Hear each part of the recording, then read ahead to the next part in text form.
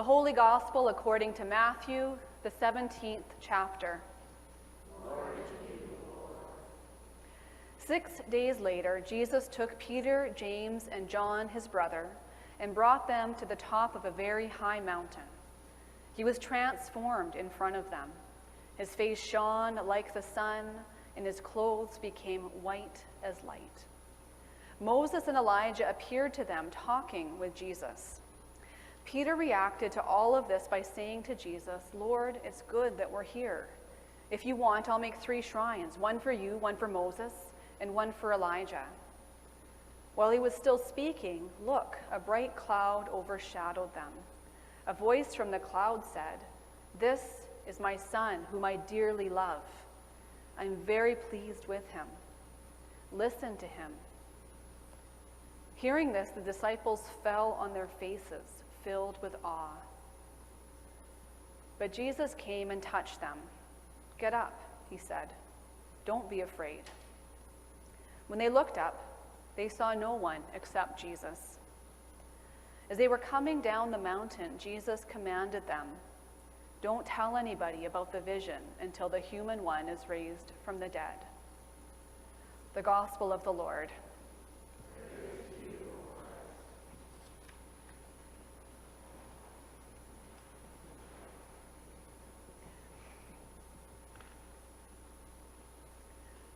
So as I shared at the start of worship, our gospel message today is one that was written by Janelle Lightbourne, who is a seminary student at Martin Luther University College.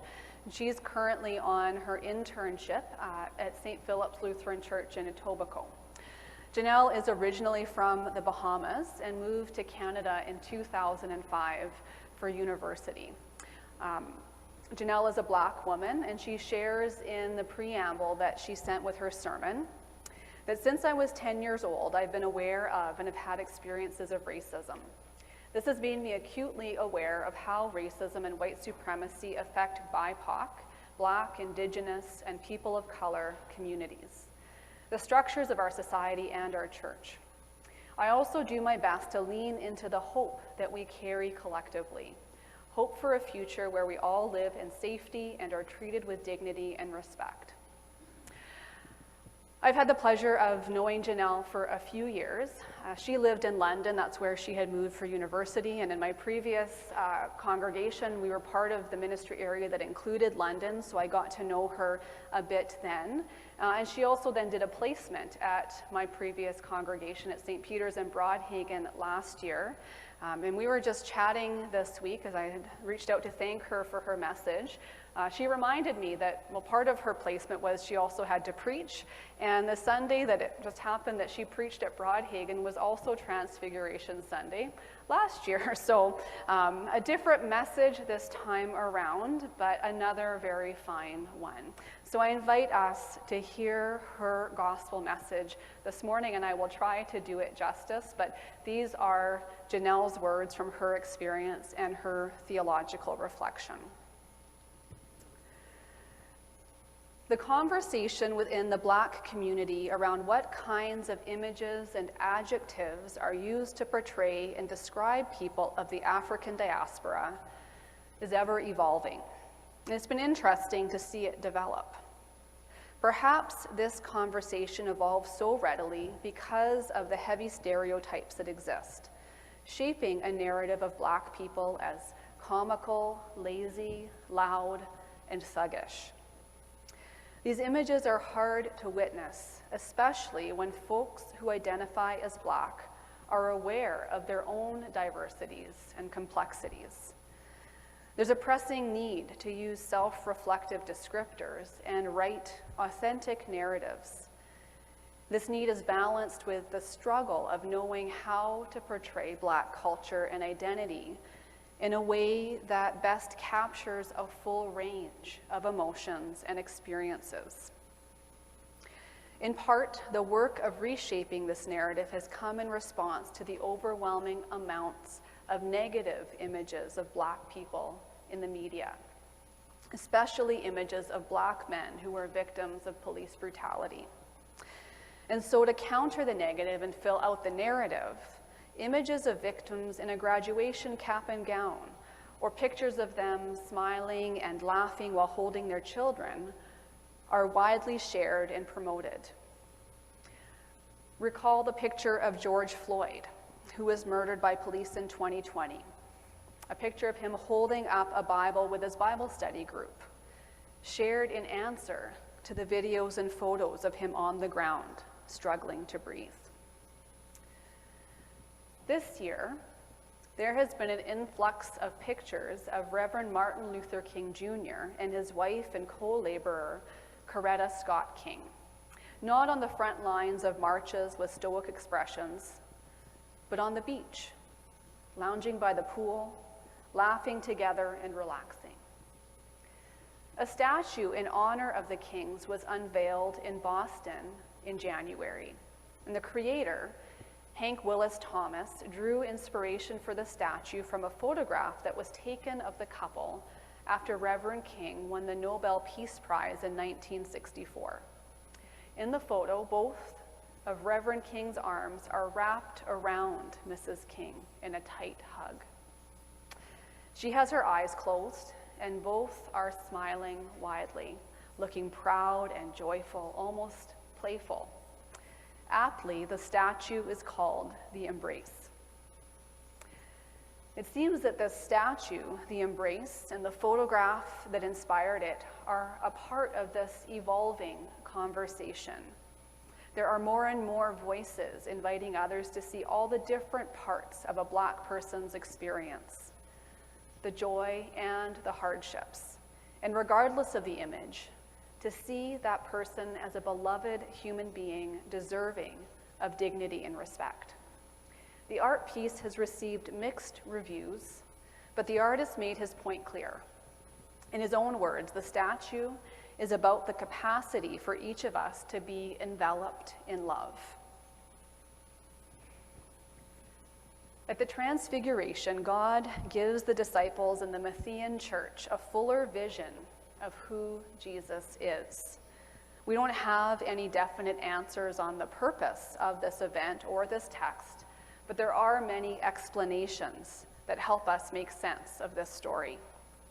A lot of these explanations focus on the disciples, on Peter, James, and John, and the original hearers of this text. Matthew's community was experiencing much suffering and conflict with the Roman Empire and amongst themselves. They needed a reminder of the resurrected Christ, who they were following. In our story, we read that Jesus climbs up a high mountain with Peter, James, and John, and there on the mountain by themselves, Jesus is transfigured before them. His face and his clothes shine. He is awe-inspiring and brilliant. Jesus radiates light. Jesus is light. It's posited that for the disciples and the first century community, this image of Jesus in his radiant glory was to be an image that stayed with them as they endured their hardships.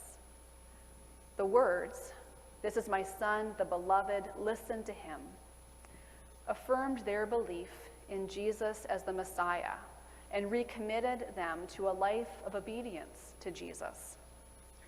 The Transfiguration was a source of hope and strength to keep following and walking in the way of Jesus in spite of the trouble. Reading this text in light of Black History Month, however, invites us to wonder what purpose the Transfiguration served for Jesus. Before the Transfiguration, Jesus had been going about his ministry as usual, preaching, healing, being tested by the religious leaders and misunderstood by his own disciples.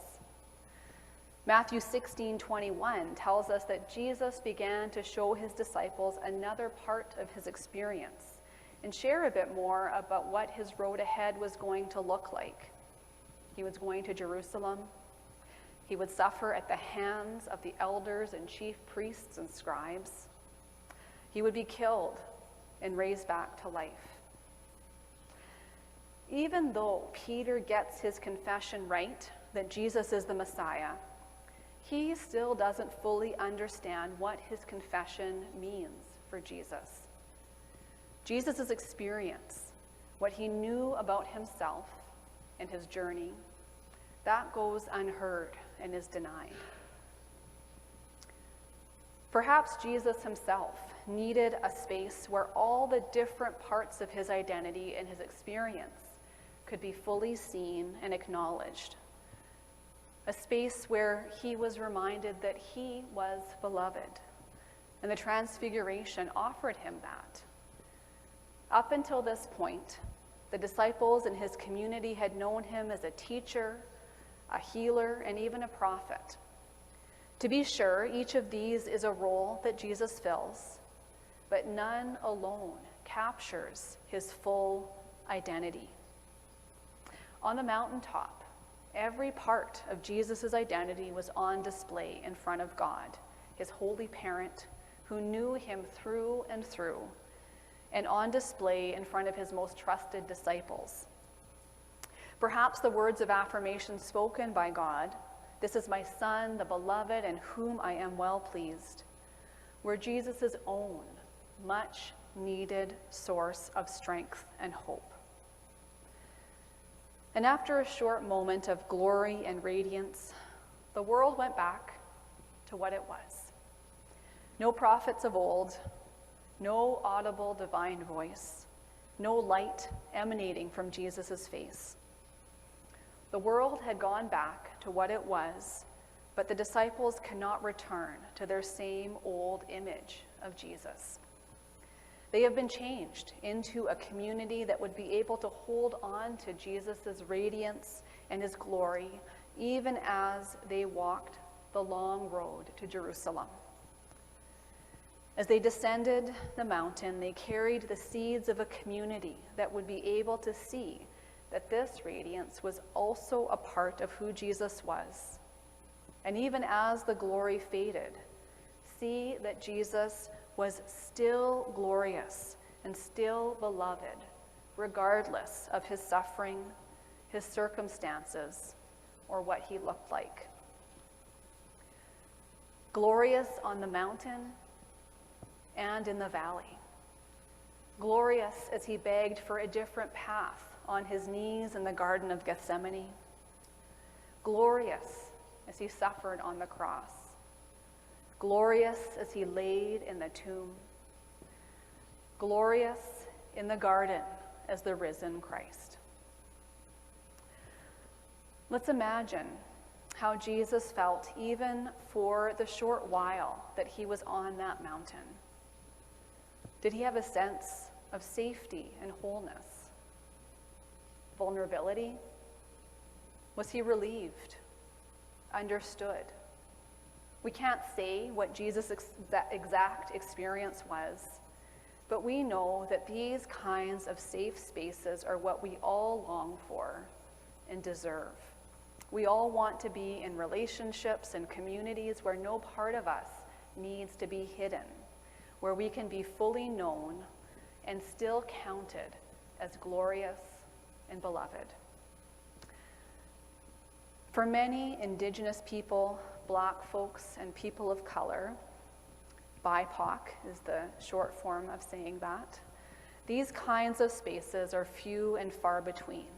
It's especially true in Canada, where Indigenous and Black communities experience marked disadvantages in employment, housing and home ownership, and education, and where they are grossly overrepresented in prisons and the criminal justice system.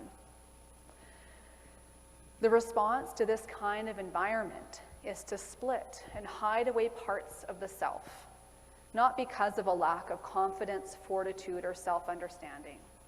This hiding, or more aptly, safekeeping of one's personhood is done in order to survive in a society that creates these very real inequities. Perhaps you've heard of code switching, where members of marginalized groups, often unconsciously, change the way they talk, dress, and act in order to make others feel more comfortable. This is done in exchange for fair treatment, quality service, and employment opportunities.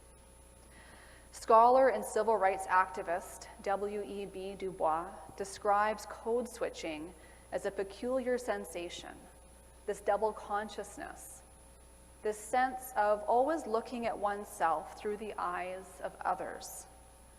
One ever feels their two-ness, two souls, two thoughts, two unreconciled strivings, two warring ideals in one dark body, whose dogged strength alone keeps it from being torn asunder. This is exhausting, and it invites all of us to ask, where are the spaces where BIPOC can feel some relief from this hiding? And even if the ideal of being fully understood is not realized, where can BIPOC simply be safe and whole? Are our churches that safer space and community? Can they be? My siblings, God is continuously creating safe spaces for those who need them most.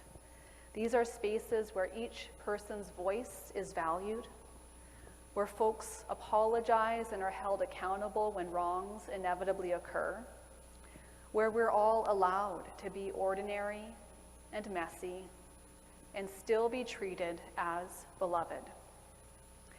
I hope you hear in these words today a deep need and an invitation to be a safer space.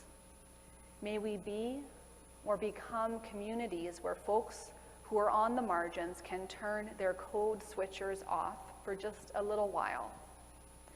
May we hear the call of the Transfiguration to look and listen and to acknowledge light where we did not see it before.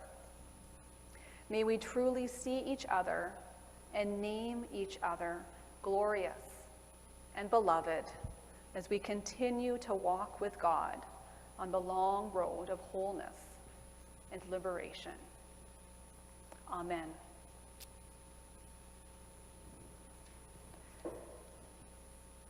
As you are able, I invite you to stand as we sing together our hymn of the day, number 815, I Want to Walk as a Child of the Light.